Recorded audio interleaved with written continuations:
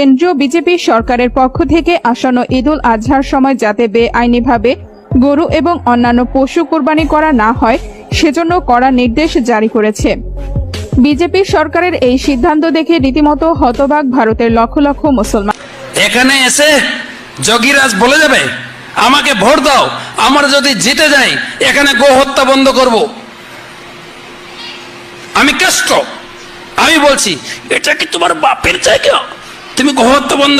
আসসালামু আলাইকুম রহমতুল্লাহি ওবারাকাতুহ। দর্শক মন্ডলী, আপনাদের মাঝে চলে এলাম নতুন একটি আপডেট ভিডিও নিয়ে। আপনারা সম্পূর্ণ ভিডিওটি ধৈর্য সহকারে দেখবেন। দর্শক মন্ডলী, আসছে পবিত্র ঈদুল আজহা। আসলে এই ঈদুল আজহা পালিত হচ্ছে প্রতিটা মুসলিম রাষ্ট্রে।